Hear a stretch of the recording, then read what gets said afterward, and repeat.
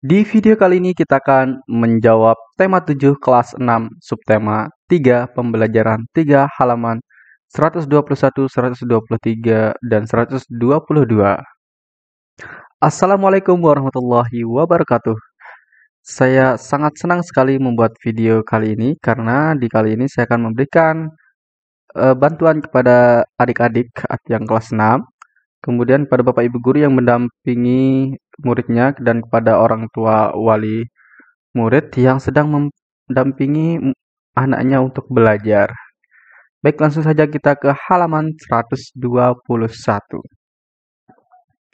Di halaman 121 ini, siswa diminta untuk tulislah teks pidatomu di bawah ini. Nah, jadi kalian sebagai siswa nanti akan menulis teks pidato di kolom halaman 121. Nah, di sini saya telah memberikan contoh teks pidato dan saya akan memberikan contoh cara membaca pidatonya. Bismillahirrahmanirrahim. Assalamualaikum warahmatullahi wabarakatuh. Para hadirin yang saya hormati, tidak terasa bahwa sudah 76 tahun kita merdeka dari penjajahan asing. Tak terasa pula negara kita ini mengalami banyak perkembangan dan liku dalam mempertahankan dan menghayati kemerdekaan ini. Seharusnya, peringatan Hari Kemerdekaan ini dapat dijadikan momen untuk merenungkan jasa dan perjuangan para pahlawan, sekaligus merenungkan kembali bagaimana kondisi negara ini, apakah merdeka yang dikatakan sudah sepenuhnya dirasakan, atau justru malah terjajah secara tidak langsung. Sayangnya, momen hari kemerdekaan terjadinya hanya dirayakan dengan berbagai lomba dan acara panggung musik. Padahal, jika dicermati, di antaranya tidak berhubungan dengan filosofi perjuangan atau kemerdekaan negara ini. Mungkin memang sah-sah saja mengadakan lomba atau panggung musik. Mohon maaf, kita kegeser ya. Kita sampai mana tadi ya ini ya? Oke, mohon maaf ya. Oke, lanjut. Mungkin memang sah-sah saja mengadakan lomba atau panggung musik untuk merayakannya, tetapi lebih baik lagi jika hal tersebut bisa dijadikan sarana untuk merenungi bagaimana jasa para pahlawan serta kemerdekaan negara yang kita cintai ini. Maka dari itu, di hari yang berbahagia ini, mari kita kenang kembali jasa para pahlawan yang berhasil menghantarkan kemerdekaan negara ini sehingga kita bisa terbebas dari belenggu penjajahan dan mampu berkumpul di tempat mulia ini.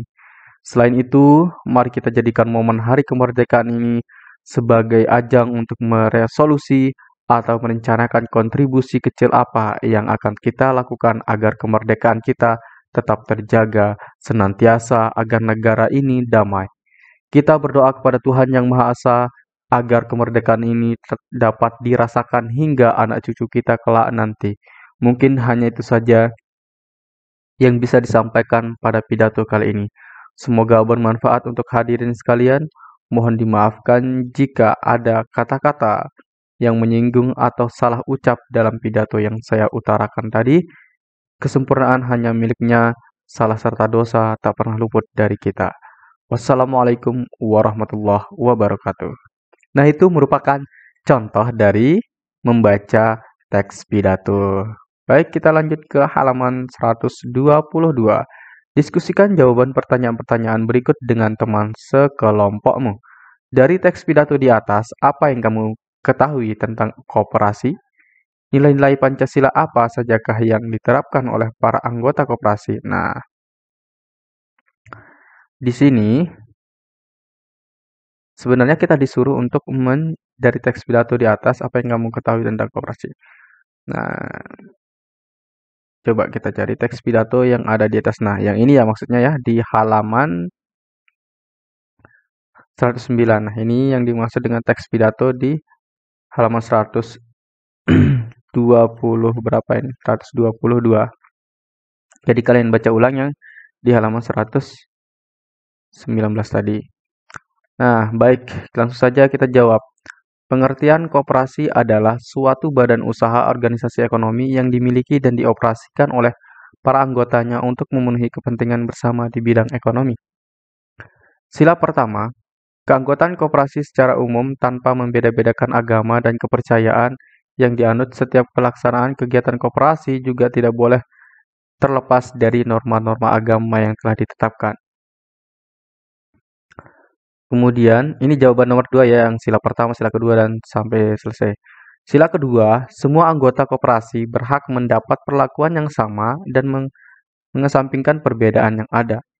Sila ketiga, anggota koperasi harus menanamkan sikap rela berkorban, cinta tanah air, dan menjaga persatuan antar anggota koperasi itu sendiri.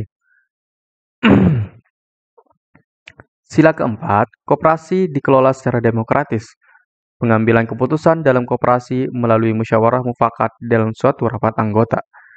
Sila kelima, koperasi bekerja tidak hanya untuk kepentingan anggota saja, tapi juga untuk kepentingan masyarakat di sekitar koperasi. Hasil usaha dibagikan dengan adil sesuai dengan jasa partisipasinya kepada koperasi. Begitu untuk jawaban soal di halaman 122. Nah, di 123 kita diminta untuk mengamati sebuah gedung. Ada dua buah gedung ya. Di sini kita disuruh untuk mengamati. Ada gedung Nanyang Technology University di Singapura. Kemudian ada gedung Universitas Indonesia di Indonesia. Nah, kita cuma disuruh mengamati. Nah, di selanjutnya, coba carilah informasi bentuk-bentuk kerjasama dalam bidang pendidikan di ASEAN. Carilah informasi dari buku-buku referensi di perpustakaan sekolahmu. Jika kamu mencari informasi di internet, mintalah Bapak Ibu Guru untuk mendampingimu. Oke, baik, kita jawab saja di halaman 123 ini. Kerjasama ASEAN di bidang pendidikan. Pengiriman duta dan konsulat. Perjanjian ekstradisi ASEAN. Perjanjian kawasan bebas nuklir. Traktat persahabatan dan kerjasama. Presiden Jokowi di pembukaan konferensi tingkat tinggi ke-34 ASEAN. Ini sebenarnya peran Indonesia. Oke, baik, itu saja yang dapat saya sampaikan. Semoga bermanfaat di pembelajaran 2 kali ini. Di pembelajaran 3, nanti kita akan lanjut ke pembelajaran 4 di halaman, nah di sini ya. Di pembelajaran 4 sangat sedikit yang kita bahas di halaman 126 dan 128. Cuma ada 2 halaman. Sekian, terima kasih. Jangan lupa ini dibagikan ke teman-teman Anda agar teman-teman Anda juga dimudahkan dalam mengerjakan soal-soal seperti ini. Sekian, assalamualaikum warahmatullahi wabarakatuh.